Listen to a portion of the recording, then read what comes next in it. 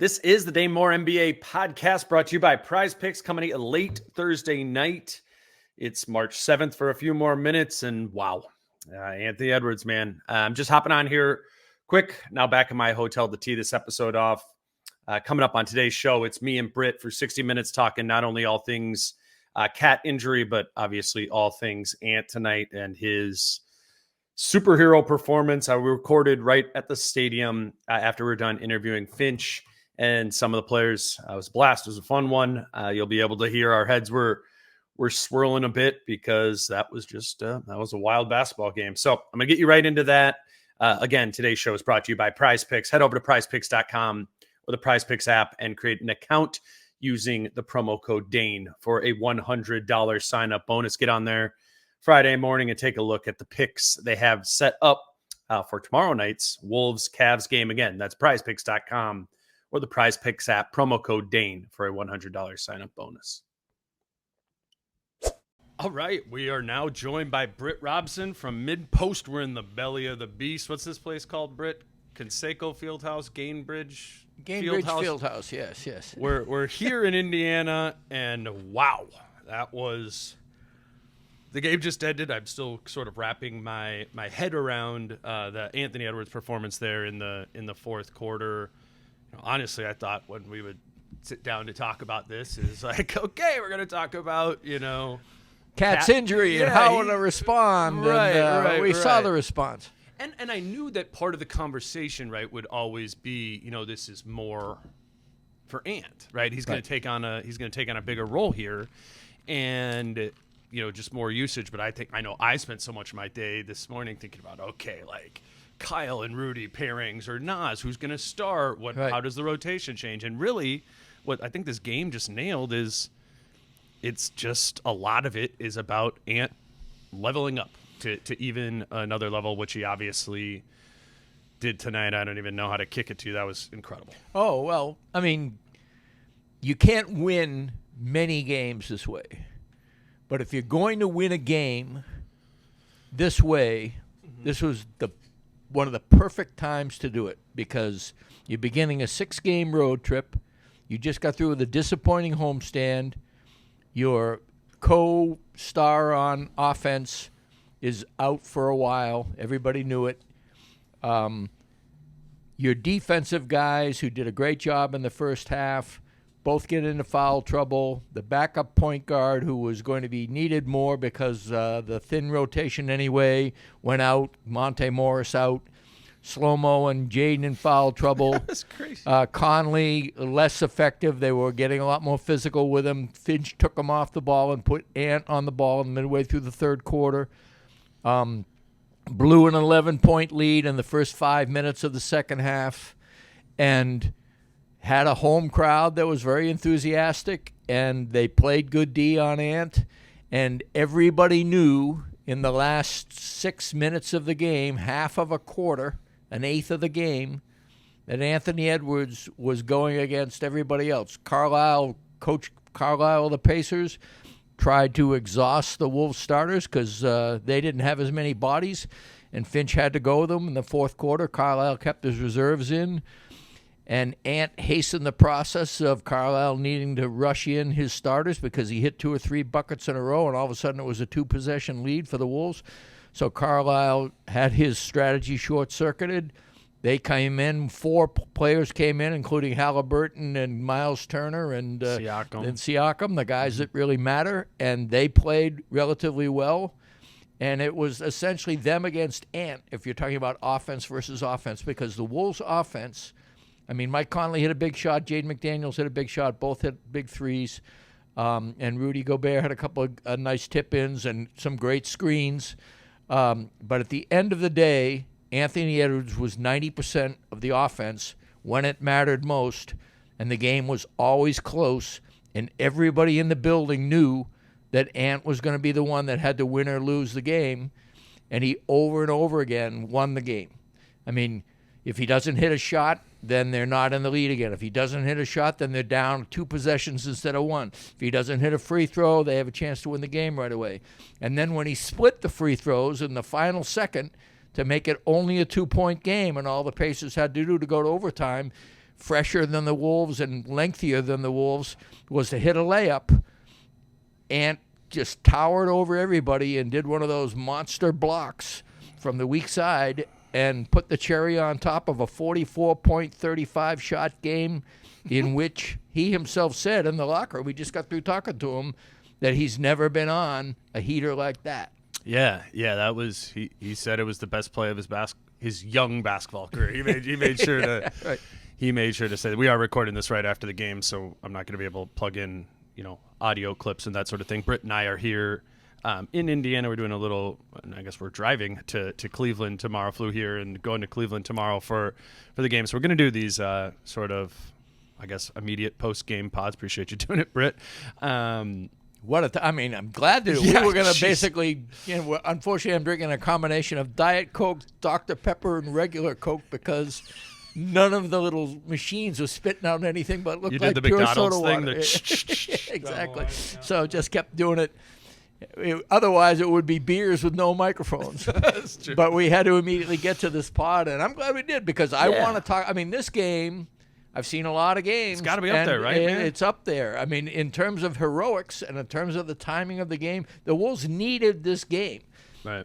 They have a back-to-back tomorrow, and Cleveland is tough. They have a couple of people out too. But if they didn't have this game, I don't think they can get it up again for Cleveland after they put everything on the line tonight. And I just thought it was the kind of game that stamps you in the locker room and throughout the team, up to the front office, down to the last fan, as this is, no one likes to say these things. It's Ant's team or it's Cat's team or whatever. But at the end of the day, He's the fucking dude. he is the guy. He is the guy that has to make the shots. And he made enough of them tonight and then did what he also does, which is not be a consistently great defender, but be an amazingly good defender when it matters most. Right. When he has to lock somebody up, or in this case, when he went up a phenomenal distance in the air. It looked like he could have blocked that shot with his wrist. We did get a report from Adrian Wojnarowski that Karl Anthony Towns is in fact having surgery. And hold on, I want to make sure I get this correct. We'll have surgery to repair a torn meniscus in his left knee. And the word and the tweet, which is coming from the places it comes from, is that Karl Anthony Towns will be back early in the Western Conference playoffs. I think I was looking it up earlier today, 6 weeks from today. April 20th, I know, begins the playoffs. Yeah, and so 6 weeks from today, I think, is April 18th or 19th there. And again, these range and timelines, and meniscus is particularly whatever. I'm not a doctor. We're not even going to go into the speculation on all that stuff. We'll have more time to ask questions and get more details on this. But I mean, yeah, we kind of spent much of the day thinking about what has to change and what needs to step up. I think, that we talked about the Ant part of it. We could talk about Ant a little bit more, but all things considered, I by no means think Karl Anthony Towns is the fourth most important or valuable player on this team. Right. But I think they can afford, given the rest of their roster construction, to lose him more than they could Ant or Rudy, or even maybe Mike Conley, because they don't have replacements for them. I agree with that. I would agree with it. At the very least, I'd agree with Ant and Rudy because... well, you're a little sour on Mike after Well, no, I'm not sour on him. I just think that I think that he is taxed right now. Sure. And the refinement of his game has been sanded down a little bit. He's been ground a little bit, and he made a turnover tonight at a very crucial time. It was a pick two, essentially. Yeah. I mean, they stole the ball, and Calbert didn't go all the way in, but he did, wait, and they scored on that possession, I believe. Anyway, it was just an increasingly common, uncharacteristic Mike Conley turnover. Yeah. And so, you got to pay attention to that because Conley's superpower is reliability. basically what he does is he regulates and makes sure errors aren't made. And then his backup, who's supposed to give you 48 minutes of Mike Conley, gave you about 6, because he got hurt. I mean, that's what made this Ant thing. I mean, it's actually, to be honest with you, Monte Morris, you got 5:48. T.J. Warren, who was signed, day before yesterday or something, got 16 minutes. Yeah. No, Yeah. I mean, he was good. Yeah. But, I mean, the point is that they were scrambling, and everybody else was trying their best to do everything, and all of them were almost at the end of their rope. Right.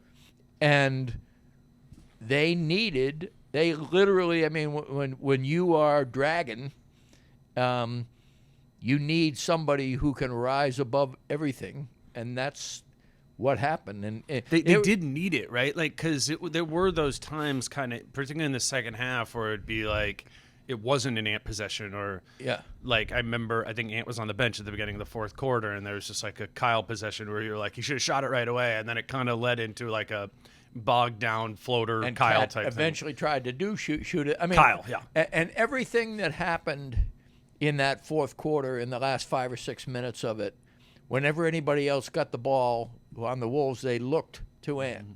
And I'll tell you what it reminded me of. It reminded me of KG. It reminded me when KG was so clearly the person that had to take control.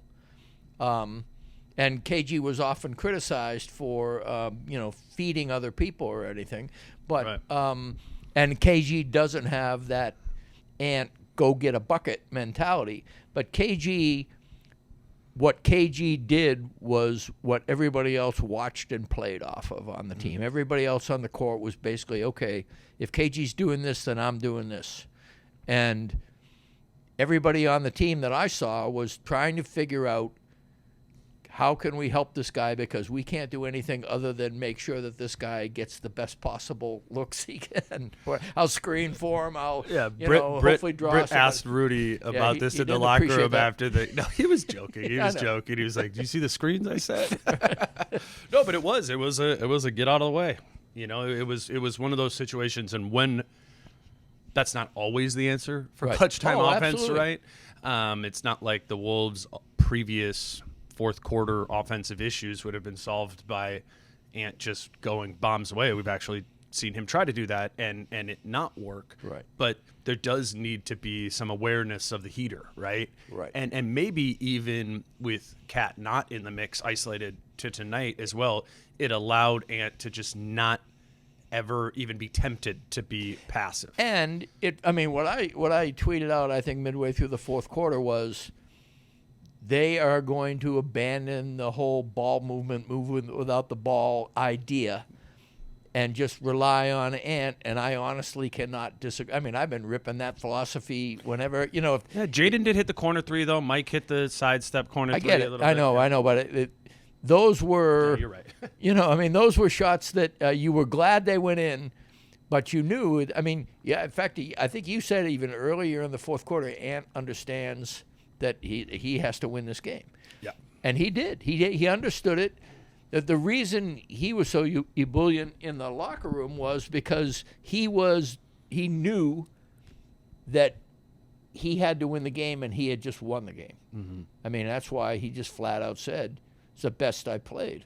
And because it wasn't a 2 or 3 possession supernova thing. It wasn't like if he had missed 2 or 3 more shots of the dozen or more he took in the fourth quarter. We don't have the fourth quarter stats, but pull it here. Almost every single shot he attempted was when the teams were within a possession of each other in another team's home building when all your teammates are dragging. 6 for 10 from the field in the fourth quarter. One of those was 1 for 1 from 3, so 5 of 9 from 2, 16 points. It was a get out of the way. Rudy had 6 points in the fourth quarter. I think 2 on putbacks. Yeah, Ant misses. Might have been 2 of the 4 Ant misses. That was he was cleaning that up too. It was an absolute takeover. This literally just happened. So I haven't even had we obviously haven't even had the chance to go back and look at the block. But it was just. Well, I tweeted out some gibberish after the block. That was. And I mean, what it was because the game was over, and all of a sudden everybody's walking off the court. And we're when we're on the road, Right. where we're sitting, and we're the visiting locker room where we have no idea whether because it's the first end of a back-to-back. They're all going to Cleveland, and so we're figuring, this historic game. If we're not down here, so the game's over, and I've got a bunch of gibberish in front of me. Ending in holy shit, and then basically just climbing up and trying to stuff things in my bag and hopping over the railing and essentially grabbing the elevator down. When you were packing your things up, I was like a little ahead of you on the stairs, and this is cool. Obviously we're in Indiana, and there's this maybe like 50-year-old dad and his kid, and I was standing there waiting for you, and he goes, "You just watched a legend win a basketball game." And I was like, what a great thing to say to your kid. Yeah. And it like, and again, this is less than 3 minutes after Ant has made the block of real time. Yeah. And I'm still, getting my head straight of like, what, okay, they won. We got to go downstairs. And that made me pause and be like, yeah, right. That's happening, right here. With this team, and it's just and it's fun what to else watch. was cool? Yeah. We walked into that locker room when Ant was on the phone with his baby mama talking about where to put the car seat. Yeah. Right after he had the best game of his life. Mm-hmm. So that's cool too. Yeah. Let's grab our first break. We'll be back with Britt here in a second. All right, Britt. Maybe the place to, and we'll keep doing this all through the lens of both Cat being out indefinitely and in this game, which actually found a way. Those two things, I think, kind of fused together pretty well. Maybe starting with who's filling in for him, Cat. Right. I thought, unsurprisingly, made the decision to go to Kyle Anderson. Unsurprising because that's just kind of been Finch's pattern. This is the third game. Cat's been out. The third game, Slow-Mo has started at the 4. Yeah, and, I think maybe some of the logic there, or maybe to external logic there, is like, wanting to keep Nas in that 6-man role and that punch off the bench. And I asked Finch about it after the game. I think it's some that, but he does I think he wants Kyle to be the starter there. Mm-hmm. And, I mean, it did seem like a great Kyle Anderson game, but I'm looking at it here at the end, and he led the team in plus minus again. I mean, I guess the way to say it is it's going to be both of them. I don't think, granted, it's only one game, but I don't think it's going to be like, okay, Cat or Nas is now going to be Cat, and we're just going to see like how poor man's Cat he is. He teased the flexibility of rotations, but Finch often theorizes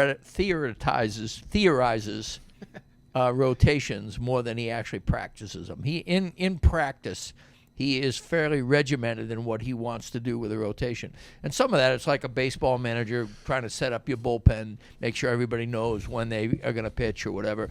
I think he wants people to know when they're going to come in, and that got discombobulated tonight by all the injuries and foul trouble and everything.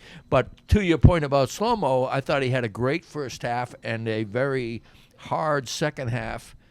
And I do think the Cat minutes need to be absorbed by people, but in doing so, it's a different, when you're in a different role, if you're not used to it, it can be more taxing making the adjustment mentally as well. And I thought both Nas and Slow-Mo were much worse in the second half than they were in the first half. Right. Nas got his shot blocked at least 4 times in the second half. Slow-Mo reached in and made silly fouls on drives twice, and then fouled a three-point shooter to foul out in the three-point corner. I mean, just plays that I think if they had been on their game in terms of being rested and ready, would have been. I think you got your recorders playing something in your pocket right now. I was looking at you to figure out whether it was your thing. I figured it out. Oh, yeah, there you go. You could just hit pause. All right then. Anyway, I think that Slow-Mo and Nas, I I think they got tired. The Pacers came out and played much more aggressively in the third. They didn't get an offensive rebound in the first half. They turned the ball over a lot, especially early in the game. The Wolves, when the Wolves were fresh and determined to turn the page on Cat, as long as the page needs to be turned, they came out ready, and they had a first quarter that they were up double digits for the entire quarter, and I think finished the quarter up double digits. Continued that into the at halftime, and it was pretty close. It wasn't a perfect half, but it was a really fundamentally sound half. Pacers didn't get an offensive rebound in the whole first half.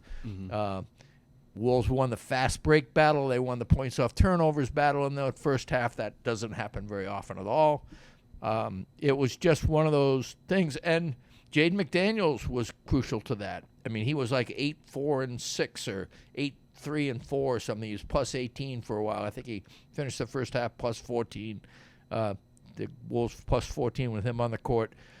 So everybody was doing their role, and then the Pacers came out in the first 5 minutes of the third quarter and blitzed them. Got themselves on a rhythm, hit a couple of pull-up threes, which is a lot of their game, got out running, got some offensive rebounds and putbacks, and just ambushed the Wolves. I thought Finch made a mistake by not calling timeout earlier than he did. He waited about 3 possessions beyond, which I think was obvious he should have called a timeout. But to the Wolves' credit, they didn't blow. The game didn't get blown open. And I got to think sometimes if it's a Charlotte Hornets or San Antonio Spurs, it may happen where they just go, now we've done it. But when it's a really, really quality opponent, or if it's a road game or whatever, the resilience tonight was impressive, even as Slow-Mo and Nas were playing worse. Gobert was playing less effectively, but really, really well, considering everything that was being put on him. And I just thought it was Ant's half, essentially Ant's second half of the third quarter, and especially his fourth quarter. And as much as one man can win a game, Ant won tonight. And that is not to deny everything that his teammates did. But I mean, it was part of it. It was like refilling the Cat bucket was different people did it. Ant in his superstardom. Right.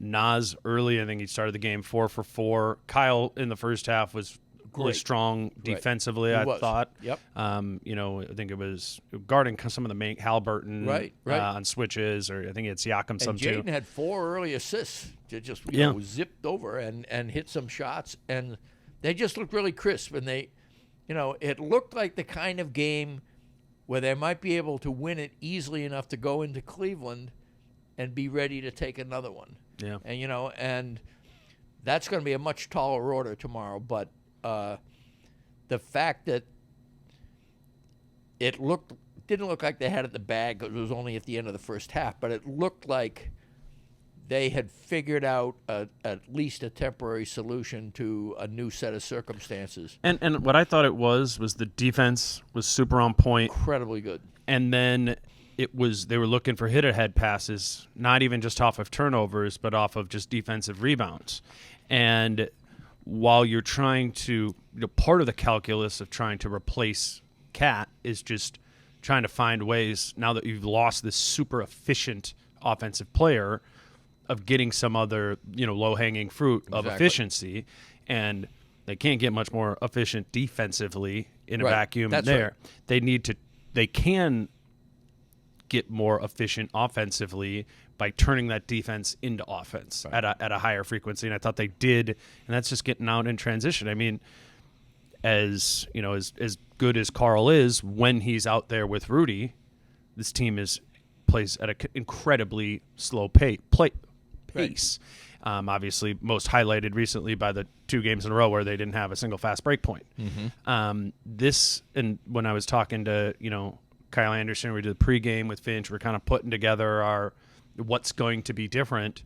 I think something that Rudy told me, Kyle told me, and then Finch told me was this can make us play faster. Mm-hmm. And not obviously not in any sort of indictment of Cat, but in Right. exactly of what I was just talking about. Right. And I think we saw that happen. I think it's something they can play with even more. There was one time I said to you, I was like, Nas can just grab that rebound and go and bring it up himself to Right. just these small things to just be a faster paced team for these last 20 games. I think Rudy showed tonight that he can run with it. Right. They And played the shouted him Pacers. out as a 94-foot player tonight. Yeah, And yeah. you did see that.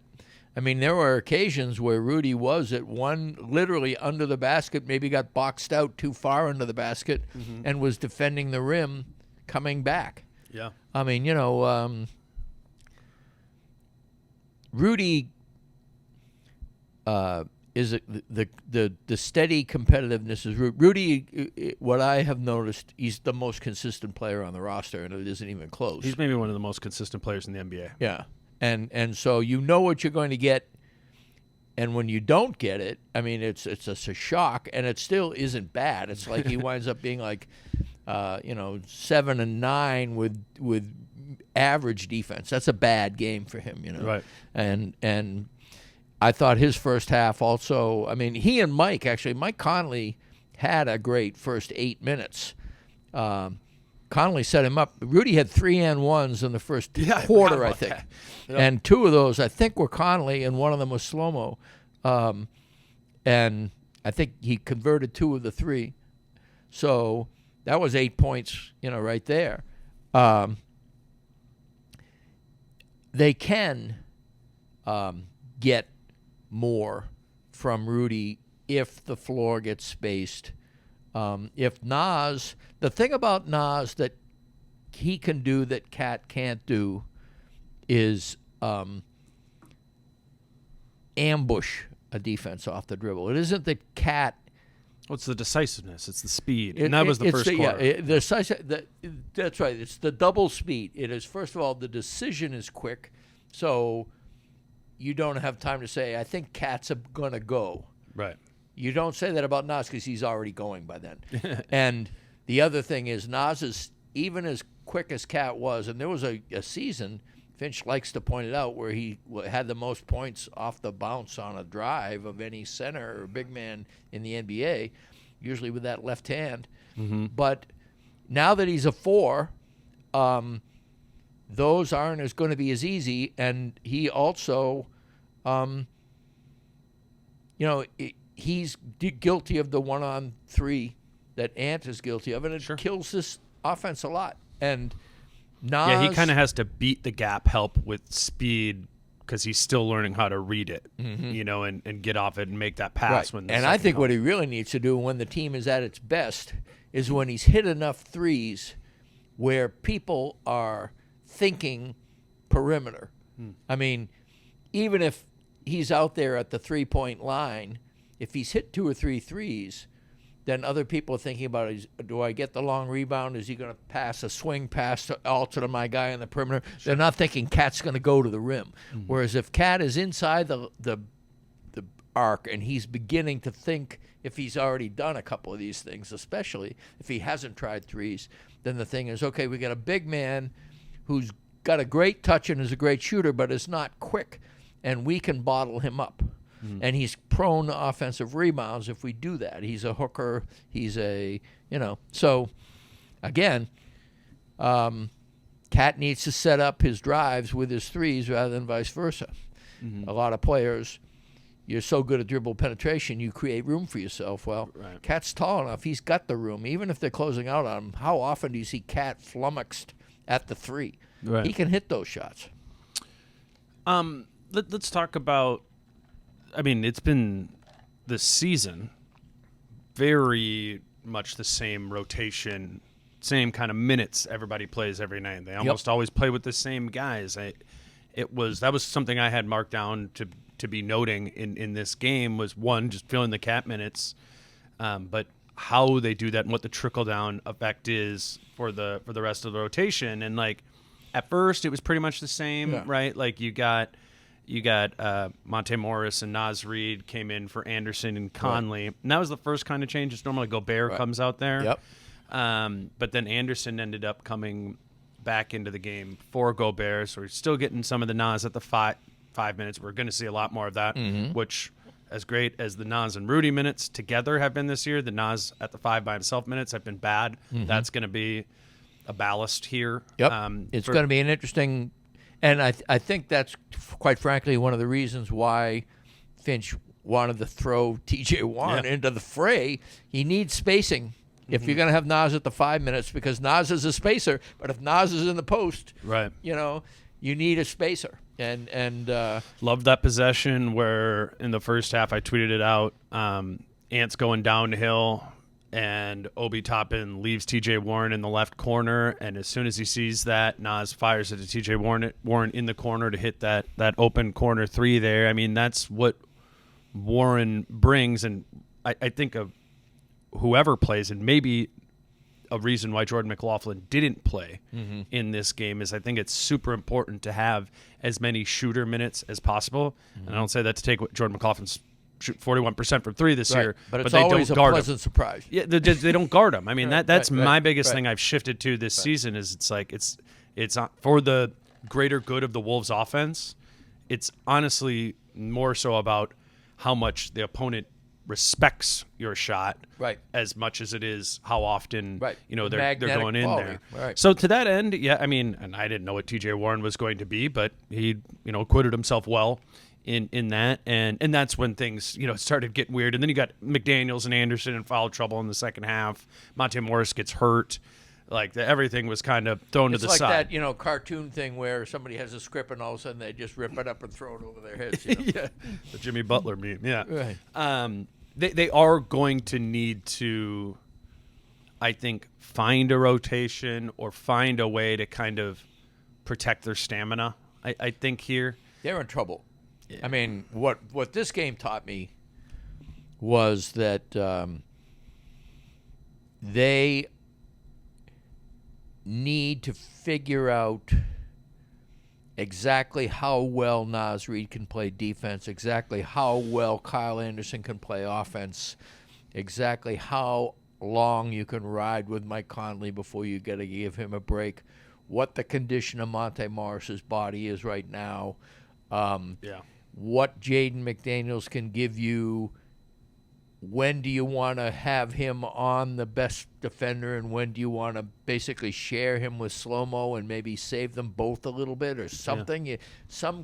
There needs to be some definition as to what you think players can deliver. I felt that too. Like they need to, because it has been so boxy this season of what every single player's role is. And it's because they had the luxury. They had the luxury. If it wasn't working, they could just keep the status quo a little longer or make a one tweak thing that didn't domino down the rest of the rotation. Right. Now you have to there's like a domino already down. You have to assume that you are going to have to make significant adjustments. And the only way that you get that right is if you accurately assess, and you have to be kind of brutal about it.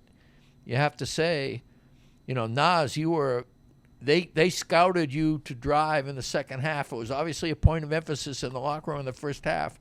Wait for him to shoot because he's really, really fast. But sooner or later, he's going to have to bring that ball up, and he's very obvious when he does, and he doesn't get rid of it off the bounce. So just trail him and block his shot. And that has to be something that you factor in for Naz. And Slow-Mo, he's incredibly deliberate. Just keep the perfect guy to guard Slow-Mo would be Slow-Mo, because somebody who just kind of basically waits and watches.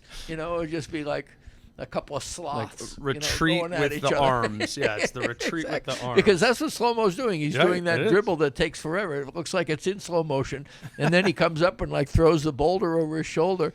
And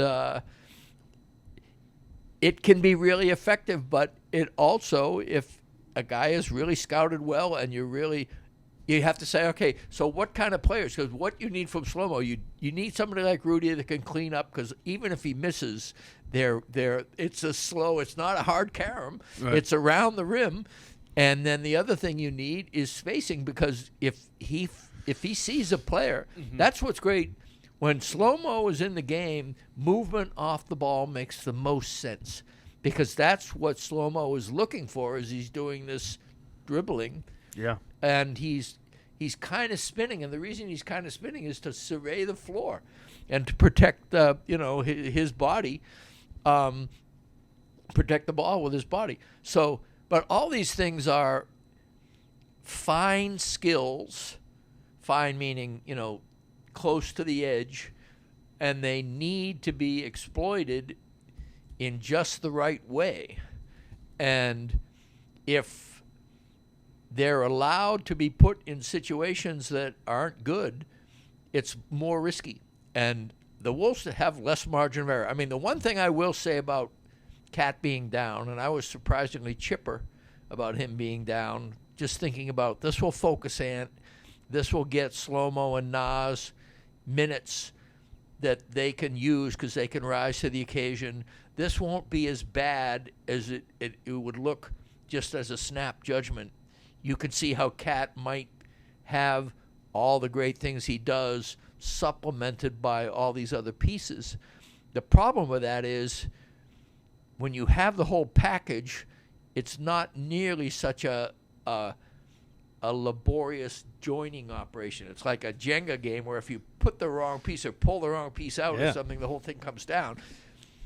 Finch is going to have to be a lot better coach, and the people the assistant coaches who rely on certain things. Your margin is just down now. Like that doesn't mean that this team.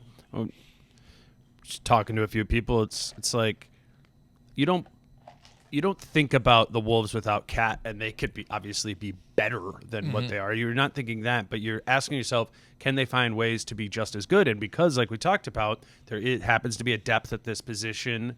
Like there are ways where you can get yourself to believe that it can be just as good. And part of that is because the offense hasn't been great all season. Exactly. Right? And we know this, maybe doesn't hurt the defense. We know that Nas, Reid, and Kyle Anderson are better defensive players than Karl Anthony Towns. I mean, I know that. I'm confident saying that.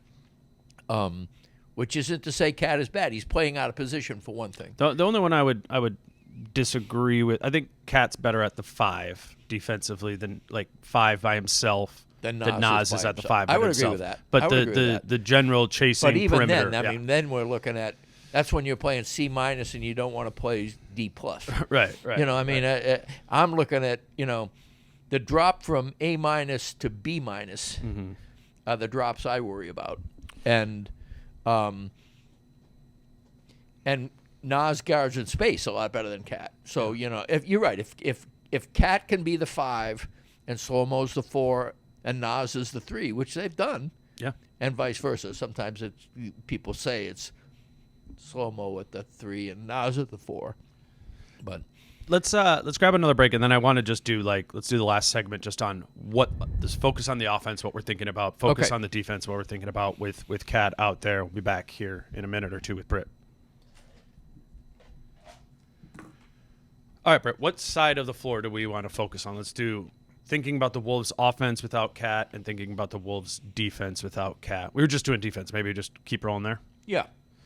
I mean, like we said, you have guys who can fill in and be as good or better defenders than Cat has been. So to that end, I think starting lineup wise, maybe crunch time lineup wise, defensively, I think we feel pretty good about this. Absolutely. I wonder about the fallout of the bench wise defensively. Mm-hmm. I mean, that has been part of the reason why this team has been not only the number one defense, but the number one defense with separation is that they keep coming at you defensively. Right. Subs start coming Right. in, and like you said, Nas can handle himself on the perimeter. Obviously, Nikhil's been one of the best perimeter defenders in the league, and Kyle Anderson, even though if it doesn't pop to the eye test, Right. is a very good defender there. As you start moving those guys more into the starting lineup, there's less defensive. And you have fatigue. I mean, you have, because I do think they were going to play more minutes, and also I think the point guard minutes are important, simply because great perimeter defense taxes the bigs less. Mm-hmm. And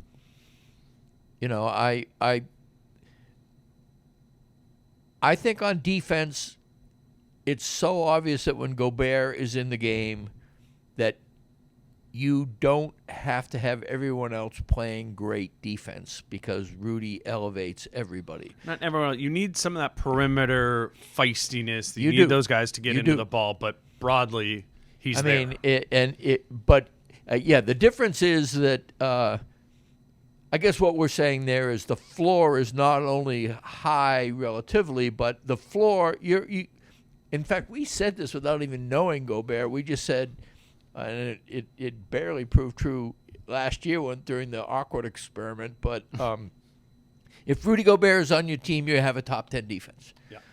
And what's happened is they have a number one defense because they have some great on-ball defenders in addition to Gobert. Right. And Gobert has become really adept at guarding his man if his man is not too taxing and guarding everybody else who comes into the paint. That's what he loves to do, and he's able to do it now and expand his range, and that has been a huge help. But one of the reasons he's able to expand his range is he trusts the low man. There is a low man for change because he's not always on a deep drop, and there is trust in terms of he figures Mike Conley will stay with his man, and he doesn't necessarily have to devote 50% or 40% of his thing rather than, he can stay with that guy a little bit longer and then come over at just the right time. All of those things. And that helps Cat. I mean, Cat he's given Cat confidence in Cat's own defense, and Cat in turn has given him a sense that he's not a tire fire anymore, that he doesn't have to totally bail Cat out. I want to give Cat defensive credit. I mean, we've obviously done that all season, but right. People just listen to this. Just to say he's not. Yeah, it isn't like there's this gaping wound. But now, if we're looking at the bright sides of things, right, two of the best defensive players on the team, statistically and to the eye test, quite frankly, maybe not their reputations. And I was ripping Nas's defense as recently as like 6 months ago. So I mean, I'm late to the party on this. But again, I don't think I was necessarily inaccurate 6 months ago.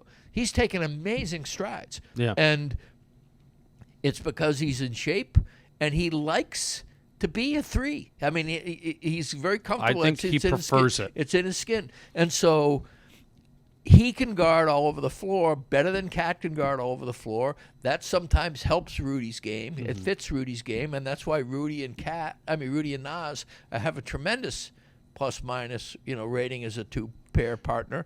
And then you have Slow-Mo, who I think is the best wing defender. If we're talking about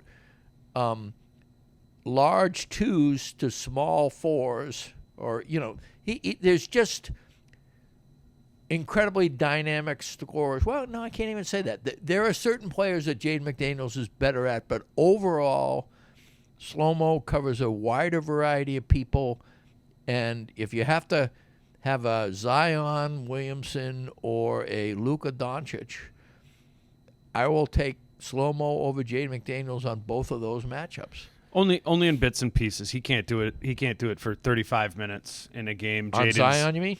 I mean, Kyle never plays 35 minutes ever, and doesn't ever get and that's the, true. the and main we job. saw that. I mean, fatigue is a thing. The point. With him too. He is definitely. He got. It was surprising to me. He got silly. He played the kinds. He committed fatigue fouls. The reach-in fouls are fatigue. The foul on the three-point line in the final seconds was fatigue. I mean, I'm giving him credit. I'm hoping it's fatigue, because otherwise it was really dumb. Just overall, again, Cat's defense has been solid this year. The Wolves' defense with Cat on the floor has been really good. They, as a team, they're at 108.3. Yep. As the number one defense. Like 110-2 is second or something. 111-4 is Boston. And so they had a bad game recently. But Cat, with just Cat on the floor, it's 109.7. So it's worse than their defense as a whole. Yes. But still has been at an elite level what Cat's been on. Again, even better than Boston's team. But with Cat off the floor, the defensive rating is 105.3, which is just all season has been that. So there is of the starters, he is the quote unquote weak link. Yeah, the defense goes from really, really good to good. Yeah, right. Yes. So I think, like, again, I don't say that to mean that I think the defense is going to overall get better. It wouldn't even shock me if the Wolves aren't number one defensively in these last 20 games. I think so much of that is going to be about backfilling the defense, from the bench. What is TJ Warren going to be in the rotation every single night? What is that going to look like? Foul trouble. They're going to have less answers for foul trouble. Absolutely. There, as we saw tonight, and just the commitment to it, because Carl, while maybe a little fumbling in coverage sometimes, it's tough when he's on a 6'6" guy chasing. He has brought a solidarity to the defense in almost just like physicality. And he has gotten a lot better about going vertical on drives and a lot better about getting rebounds without being stupid. I mean, he holds his position on defensive boards where he doesn't chase on drives as much, and he doesn't do what he used to do a lot when he played the center position, which is make rash decisions too early in the play. Right. And guessing coverage. He was a lot of guessing in that way. And we have to also look at this organically. I mean, I know we're looking at defense and offense, but one of the reasons why the defense won't necessarily be better is because Cat leaves a hole that has to be filled on offense. Jaden McDaniels and Kyle Anderson and Naz Reid are going to have to fill that.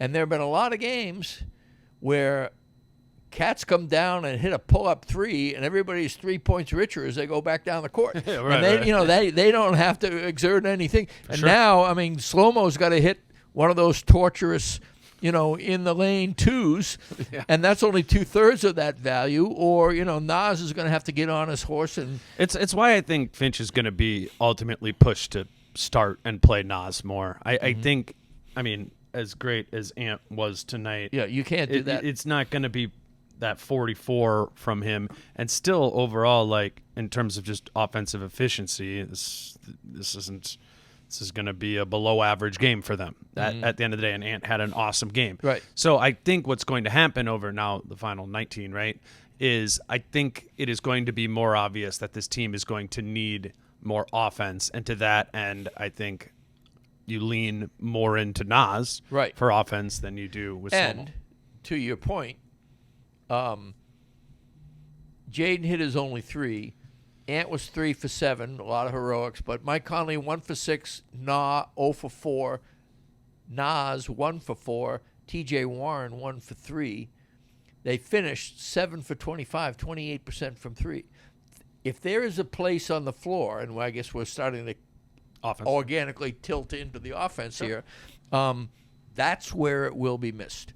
Karl Anthony Towns is a matchup nightmare with enough of a threat to be a driver and enough height anyway and enough range, especially he loves top of the key threes, coming down, pull-up shot. Well, he doesn't love them as much as everybody wants him to love them, but he shoots, a lot of them. That's a weapon that they don't have anymore. And Mike Conley may have a higher percentage after tonight, maybe not, but Cat is probably it's either Cat or Mike that is the most reliable three-point shooter on the team. Naz is right up there. He's almost 40%. Oh, he is. I think he is 40%. Now I have this like backfilling idea about the defense and maybe losing some stuff out there. I feel kind of good about their ability to backfill offensively. There's going to be more usage Except out from there. Deep, right. Yeah, maybe not from deep, but loved what I saw from Nickeil Alexander-Walker getting downhill, getting to the basket. I mean, I've thought that, and I've said it over the course of the year, I think there's maybe a little bit more juice there at the basket game with him. Can that give you a little bit more? Obviously, TJ Warren is going to give you more offense. I mean, he missed all his threes. We should talk about Nickeil for a second, too. Which but in terms of the offensively, I think He's been a consistent shooter, and he's been a playmaker this season in a low usage role. Right. And he can get to the bucket and finish. I think that's been growing in his game. He was 4 for 6 tonight, and at least 3 of them were just pretty. I mean, just, things that where spin moves, knife move. When you say somebody knifes through, what you're saying there is they've taken an angle that is an ingenious angle. It's an angle that it causes defenses to figure out who is going to fill the gap or make the switch. That it's a smart drive. If somebody's a knifer into the lane, and he's gotten really good at that. He's gotten really good at taking an angle, and then maybe it's a Euro step, maybe it's a spin. He doesn't overdo it. It's pretty efficient, but it's like he's put a lot of polish all of a sudden into his dribble penetration game. It's been a slow sort of progression there of like stacking things on top of it for him, I've thought. And now blending the stacks. Right. That's that's ultimately what it is. I do think in that backfill, somebody else is going to have to step up. I mean, let's see if Monte Morris is out for an extended period of time. That would be crucial because maybe J-Mac gives you some of that offensive pace right. in that. Right. That's going to be a big role. It is. If it's just Mike Conley and no backup point, I mean, that's going to be 15, 16. Yeah. Then again, it's going to be J-Mac. Yeah, and then you're going to break Ant's knees. The guy's just...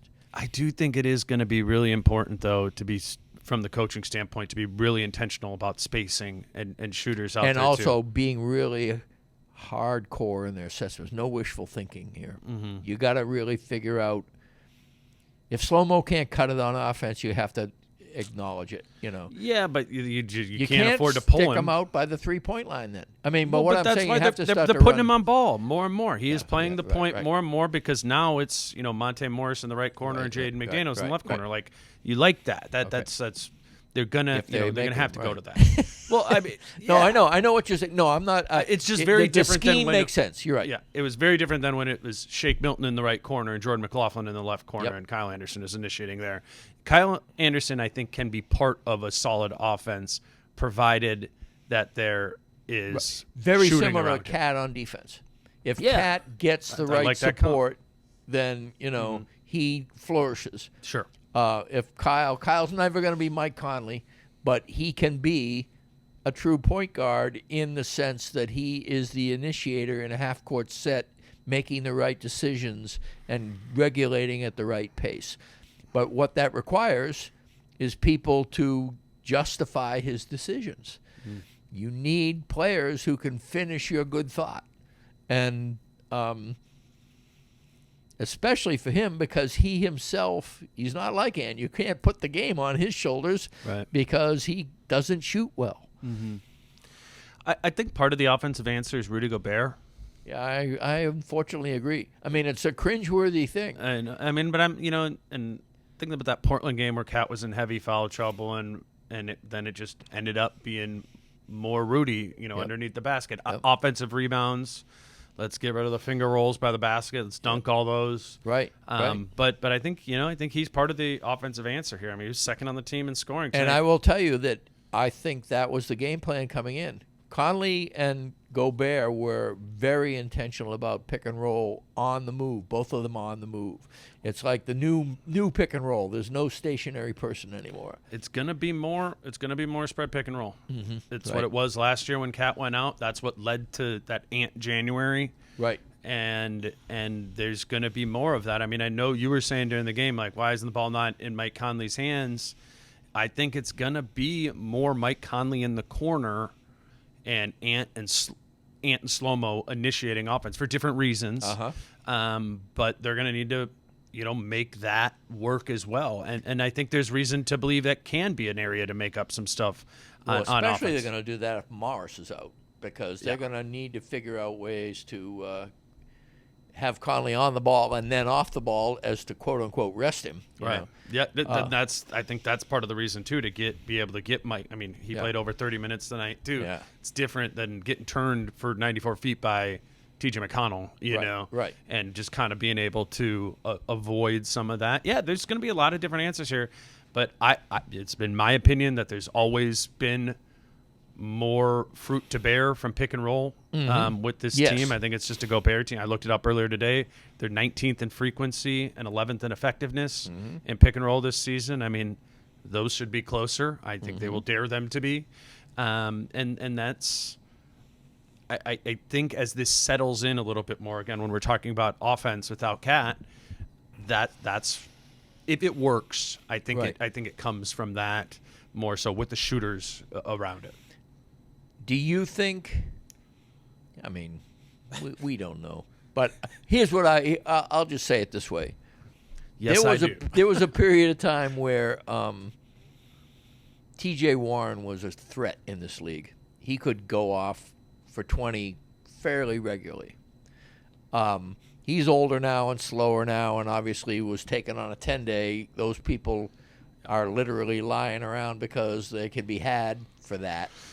But if he can give them a bucket, because he will be open in certain situations, even with Cat out of the game. He did have a little like off the dribble pull too from mid-range. I mean, I think that's more the game. The first thing they're going to want him to do is be like, just make these corner threes. Exactly. And I think Finch likes him. Clearly. Put it this way: Jaren Jackson was mentioned once, but didn't play. I mean, I think he actually Justin got Jackson. Justin Jackson.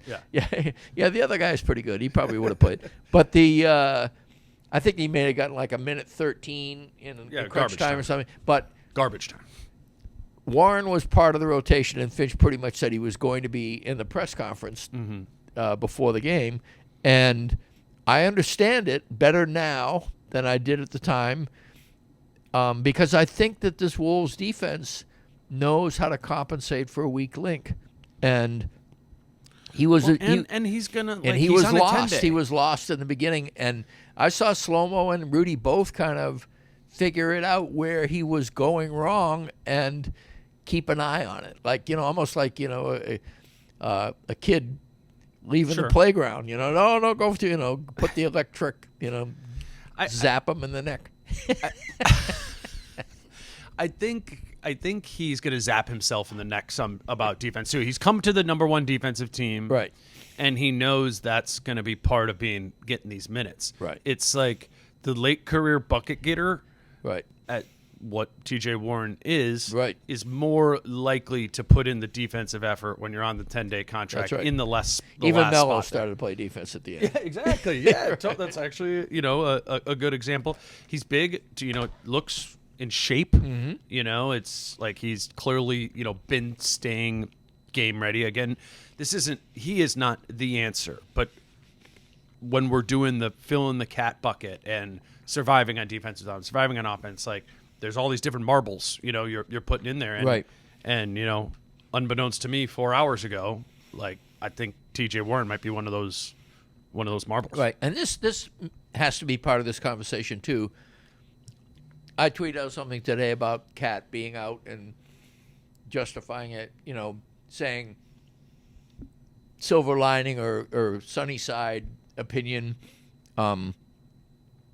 is that if it does focus Ant, but it also gives Slow-Mo but I didn't mention Jaden McDaniels, and a lot of the people who responded to that tweet said, well, it'll also open up the game for Jaden. McDaniels will have more and everything. And tonight, there were a few people during the game who said, go to Jaden more often, because it was all on Ant, and you could tell that Slow-Mo wanted to get off it immediately. When he got the ball, Gobert wanted to get off it immediately. What even are the ways to go to Jaden more? Like what? Just know what I'm saying? Like paint that. It has to be a kick out. It has to be the T.J. Warren, kick out. Yeah, to the corner. I would like to see. I mean, here's the opportunity. Right. We've said you get this much pie, Jaden McDaniels. Right. You never get more than that. Right. And sometimes you probably get less. Right. The pie, he gets more pie now. Right. But figuring out what that pie looks like, I don't have an answer. 4 for 7 tonight and 1 for 1 for 3. I never felt like he was being ignored because I didn't see him necessarily be in a place. I didn't see the cuts. And here's again, I get back to this. The most reliable shot Jaden has this year is the corner 3, but the second most reliable, I'm talking about efficiency now, is that kind of he drives into the lane and then does the great lean back. He does what I call the rocking chair floater, and it's incredibly, he shoots over people that way. Sure. And it doesn't look like a money shot. At the same time, it's gone in enough that I've begun to trust it. And he has realized he used to shoot it like a little earlier and not waiting. And now he realizes, he's getting deeper and he's drawing more people or people coming over faster. And he's still getting it off and he's still putting it in. There is a greater role for him on offense. But if Slow-Mo's in the game and Rudy's in the game, it is crowded in his areas. Yeah, I mean, he's not an above-the-break three-point shooter. Well, he's made 28% of his above-the-break threes this season, 41% from the corner, 52% from that short mid-range rocking chair area, and 75% at the rim. You look at that rim, short, mid-range, and corner number, and you go, this is a guy we want more offense out of. Right. But the question is, how and where do you design that to happen? And that's it. I think this is, even just talking about this now, is a theme. Like, there's some coaching out here. Yeah. Like, that is going to be a large part of, I don't, making it work. Right. Is going to be a handful of different things. Right. Because a lot of it, like I said before, with the rotation stuff and stylistically how they've played, they've really been pounding the rock. Like, in terms of, we're playing this way, we're going to get better at it. And, the defense has gotten better, or at least sustained, and you've been pounding it. So I know what you're thinking. You're thinking run, spread, pick and roll, and that three is opened up. And if that three opens up, then the rocking chair follows because they chase out to the three. Yeah, I think that's that and Jaden actually getting out in transition more often, and maybe not putting him on the ball right. like as often, so he can be part of the run out game there. I think, but it's with him too. Maybe it's 4 different marbles that you're putting in there for him. But he's got to be part of the answer too. I think that's not going to be more of the Jaden at the 4 stuff. Looks like we can hang that up. I don't like Jaden at the 4. No, nobody did. It didn't. And I think that's actually what the presence of T.J. Warren allows. The T.J. Warren kind of felt like the Ant backup in a way. Yeah, tonight. Well, that's because I just read you the outside shooting numbers. It's like I don't think people respect not the 3. We had this conversation, and one of the things I'm worried about, as good as Na has been, it's kind of like J-Mac, only not as egregious. It's they're not going to guard him because they don't think they have to.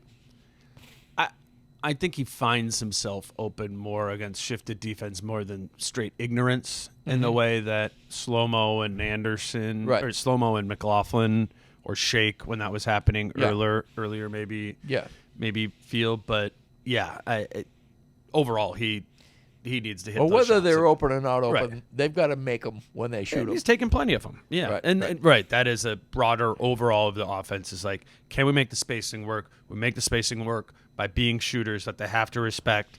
And then when you do that, you have way more of an open lane for Ant to be able to attack. Not like these lanes, these spacing lanes are huge just for the downhill part of it.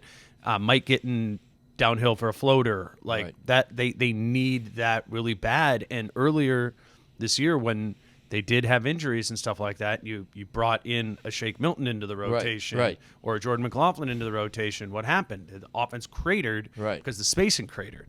Like that, if I'm in the coaching staff, that's what I'm thinking about, of like making this work specifically offensively with Cat, where you didn't have hardly any margin offensively with Cat in. You're not a good offensive team. Like, they got to nail as many of these things as they can, and they got to. And if they don't, it's kind of like, you run a mob operation or something, and you're trying to get money out of people, and you try to do it different ways with different people, and eventually you just say, we got to bring in the guy who breaks people's legs. That's the only way we're going to get that money. It's like Ant is the leg breaker in this offense. It's like, basically, we're going to try ball movement, move them without the ball, and we're going to try to get results the right way. at the end of the day, if none of that works, we got to get the guy who just will get us a bucket, and we don't care how it looks. Yeah. Everybody else could go sit down. Because Anna's going to win this game. Right. And every now and then it's going to have to be, Anna's going to have to break some legs. And, and I'm a lot more confident in that philosophy now than I was 2 hours ago. Broke a lot of legs. I mean, if we're close to the end of this, and I suspect we are, I just want to reiterate, it was an exhilarating thing to watch. Yeah. And Nas, of course, made us all feel better by saying, you had to be here. It won't be nearly as good on video. It was so much better live or whatever, And, we were up in the rafters. We weren't courtside or anything, but we still, it was just the block was like just the cap. And every single time Ant came down and everybody was like, it was almost like a little campfire circle. All the Pacers started to surround him, and he had to figure out whether he was going to pull up for a jumper or whether he was going to do his Euro step, do-si-do. And there was one time he went baseline, Euro step one person, Euro stepped another, and did a reverse. Oh, that was nasty. And then he done a couple others, bang, bang, and then a pull-up three, and then he hits one free throw. It rolls in, and then another one, it rolls out, and they come down the floor, no timeout, and the guy is racing toward the basket, 2-point lead, bucket, make or miss, game's tied, overtime, or game's over. All of a sudden, it reminded me when, KG hit a shot from the top of the three for, finish a 40-point night to beat Sacramento or something, and there are just certain moments that are timed at a certain way, and the circumstances were set up for Hero tonight, and the block exceeded what was normally expected of heroism. It was a superhero by definition. It was. I got nothing on top of that. I'm glad to have been here. I was thinking we were a little bit not the best media seats in Indiana, so we were a little ways up there, and I thought about how the other best Anthony Edwards play I've ever seen was the dunk on Yuta Watanabe. And I was also way up there because I was COVID 2020, and they had us way up in the top of the section by ourselves for social distancing. So I've seen both of those plays live. Yeah. I was very far away both times. But I wanted to – me and Britt are going to, if you will, agree. We'll do this again tomorrow over the Cleveland game. After the Cleveland game, we'll maybe have a little bit more time to capture our thoughts, and we'll see whatever happens in that Cleveland game tomorrow as well. I do feel like, and even before the block, even before a couple of the late shots, it was he had that and one. I've never seen him celebrate that much, and to me, what I thought that was just like a message of like, no, this is not ending my season. Right. And game on, and he started it. He started it in a special way. Britt, appreciate you doing it. You guys can follow Britt on Twitter. He wrote a column today. I have not actually read it yet I think myself. It was the other day. It was the other day? A couple days ago. Was it? Yeah. Okay. Either way, I haven't read it yet. That's all right. Don't worry about it. I will read that. That is up at mid-post. Maybe we'll talk about it a little bit after the Cavs game tomorrow. But yeah, Britt and I have to go because we are driving from Cleveland. Indiana to Cleveland tomorrow morning. So until then, with Britt, he's Britt Robson. I'm Dane Moore at Dane Moore NBA. Until then, all we wanna do is get by today. How I'm feeling, man, I hope it never stop, yeah. Green and hot so you can find me in the crowd, yeah. Don't let standards ever bring you down, yeah. Hope you dancing like no